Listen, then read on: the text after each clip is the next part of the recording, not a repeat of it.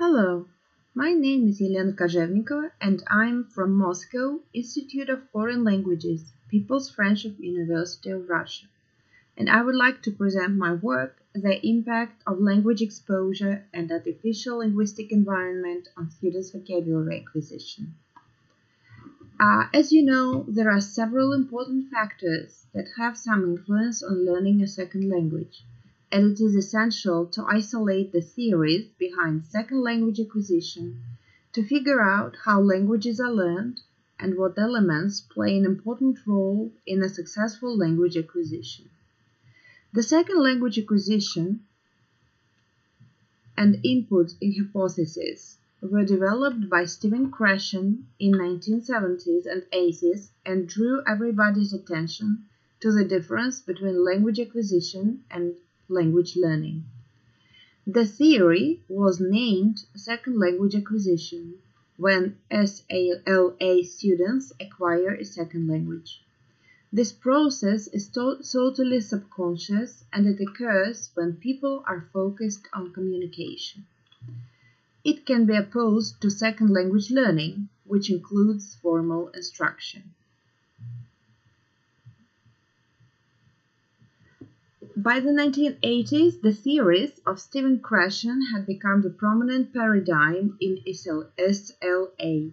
The difference between acquisition and learning is the most fundamental of all his hypotheses and are widely known among most linguists. According to Krashen's input hypothesis, the learner increases his or her second language proficiency receiving second language input, which should preferably be one step beyond his or her present linguistic development. For example, if a student is at stage I, language acquisition occurs when he or she is being exposed to the input of the level I+1. Since most language groups tend to be very diverse and the learners cannot be at the same level of linguistic competence, Krashen believes that natural communicative input is the most important factor to designing a syllabus, because that is the best way to make sure that each learner will receive some of the input that is appropriate for his or her stage of language proficiency. As for Krashen's effective filter hypothesis, it is also important to mention that this hypothesis, which describes Krashen's view on the number of effective variables, which play a key role in second language acquisition. These variables include self-confidence, motivation, and anxiety. According to the theory, learners with high motivation and good self-worth and low level of anxiety will be more successful in second language acquisition. The next theory implies that any language acquisition is inborn. So many nativists believe that this predisposition is a systematic perception of language around us, resulting in the consumption of internalized system of language. Sociocultural theories. In the 1990s, a number of new theories appeared in his field of study, such as Michael Long's interaction hypothesis, Meryl Swan's output hypothesis, and Richard Schmidt's noticing hypothesis, as well as the introduction of sociocultural theory and an approach which looks at second language acquisition in terms of the social environment of the learner.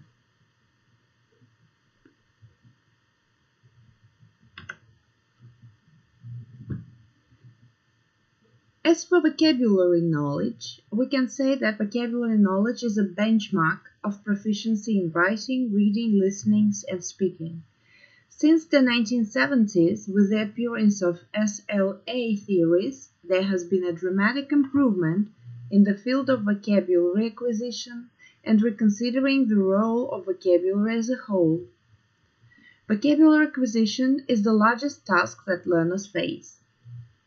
What is more, the recognition of importance of lexical chunks and its influence on fluency has raised awareness of teachers and learners and made language learning more efficient than ever before.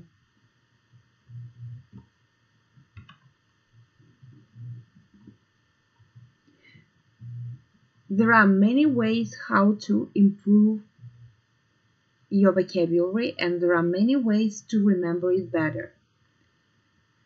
One of the factors that determines successful language teaching and learning is language exposure.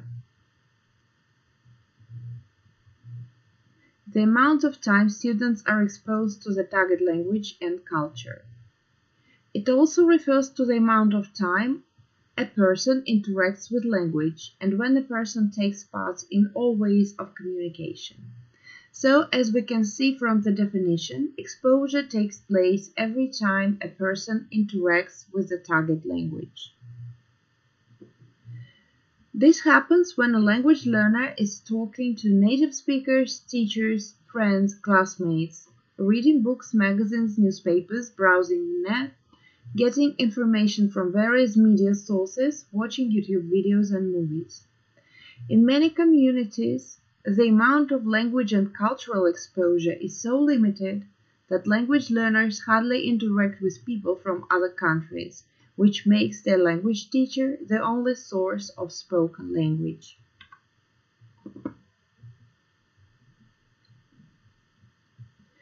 With the spread of the internet and social media, second language learners are making greater use of all possible ways and sources to acquire the language.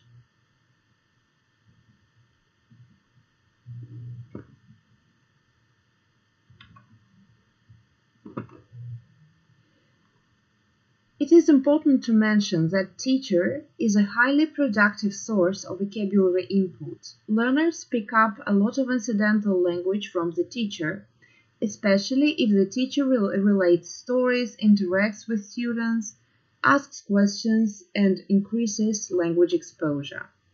Students can also be a good source of vocabulary acquisition, since students pay more attention to what other students say. This allows the vocabulary spin-off in the classroom and creates the friendly, stress-free atmosphere in the classroom, which is integral for successful language acquisition. English teacher sometimes is the learner's only input of new authentic language and authentic materials. The importance of exposure for second language students can't be underestimated. For numerous reasons, when the students do not have enough exposure to authentic or semi-authentic communication, they can considerably slow in their process, and that invariably affects their linguistic development and competence. The lack of native speakers available for students is another reason why students do not have any access to authentic communication. The communities where second language or foreign language learning is made difficult by some social, political, cultural, and other factors can constrain language acquisition.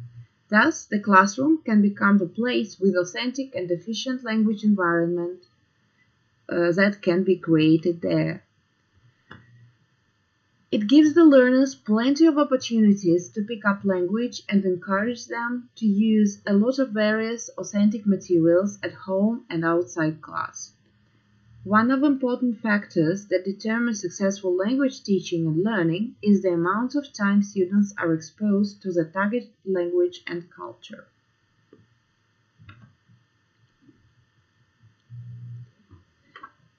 There are lots of ways to increase vocabulary acquisition. While some students prove that adult students can efficiently use informal linguistic environment for second language acquisition if it is available, other studies suggest that the classroom learning environment is a greater benefit. Both informal and formal environments make a great contribution to different aspects of second language proficiency. The classroom can be used at the same time as a formal and informal linguistic environment, which can be more beneficial for SLA students. The most important thing to start is to make sure the students' individual work and self-study is arranged in such a way that they have maximum of diverse exposure to the target language with wide variety of materials, authentic, semi-authentic, and cultural artifacts. Activities which are connected with culture studies can be rather rewarding, trying to improve students' cultural awareness and second language proficiency. By using some culturally inclusive learning environment, we motivate students to work on their intercultural and language skills at the same time, as well as helping learners pick up the vocabulary appropriate for various cultural situations and preparing them for cross-cultural communication. One of the easiest and most enjoyable ways to increase vocabulary is to use authentic materials which bring the means and aim of learning together, and this helps to establish the connection with the outer world. Reading provides more opportunities for language learning than spoken discourse.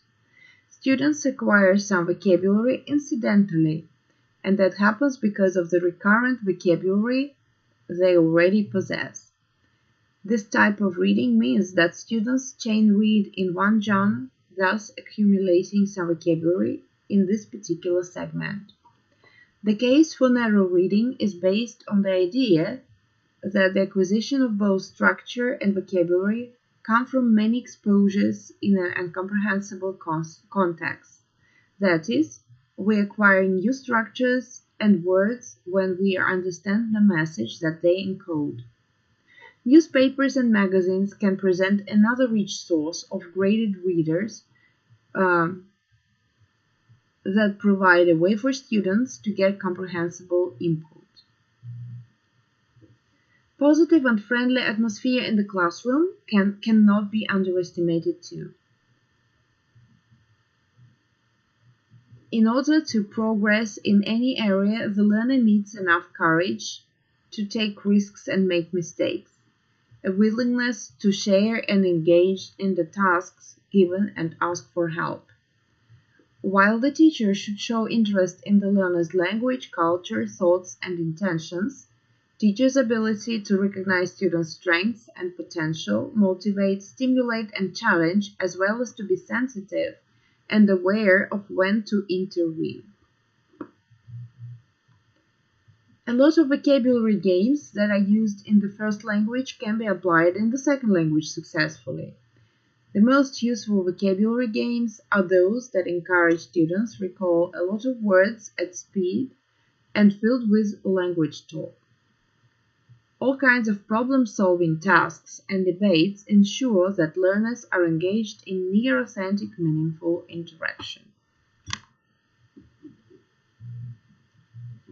A study was conducted in the State University of Saratov, Russia, where English is taught as one of students' second languages. The target respondents that took part in this test are all IT majors, third-year intermediate students, 8 male students, and 5 female students. At the beginning of their school year in September 2017, students were given some written vocabulary and grammar tests from the testing booklet of New English File Intermediate and a short essay about their future occupation to assess their overall language proficiency. The second part of the test was a 5-minute-long interview with English teachers.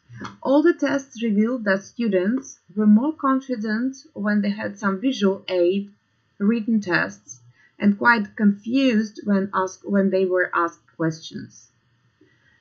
They were not able to answer simple questions on basic topics, yet could give precise definitions of some grammar phenomena. Didn't understand most of realities, both language and cultural.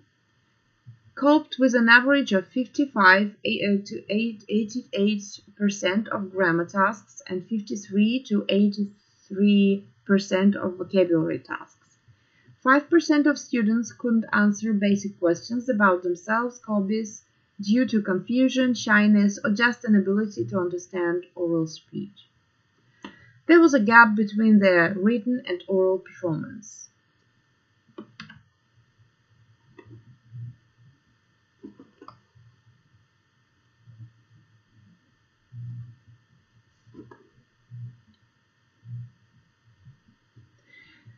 The research period lasted for 8 months, from September to February. All the methods and techniques described above were applied. Apart from their regular English instruction, some changes were made. Throughout this period, all students were watching American TV series at home and in class 2 times a week with further discussion of realities and new vocabulary that they encountered with the teacher. They were discouraged from using their native language, Russian, as soon as they entered the English classroom. The materials that they got for classwork and home assignments came from books and authentic press. Every student got an individual task on extensive narrow reading and listening, 100 pages a month. Error correction was targeted at paraphrasing, not direct instruction, to lower students' anxiety level. Vocabulary and fluency games were practiced for 15-20 minutes during each class. Some attention was given to culture studies and the details of cross-cultural communication. In the end of the spring semester, the same tests were given. So you can see the results in the students' progress chart.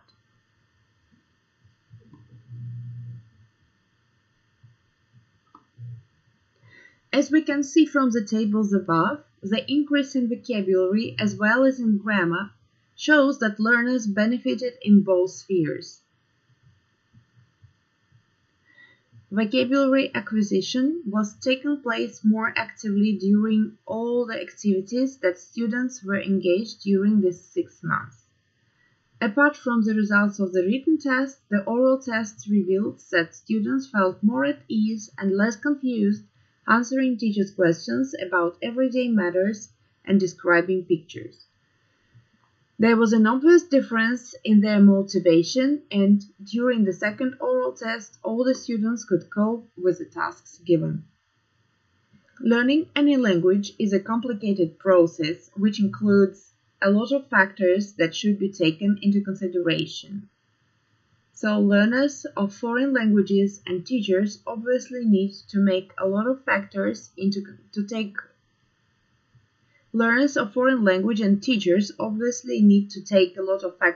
consideration to turn the tedious learning process into a motivating activity beneficial for both parties.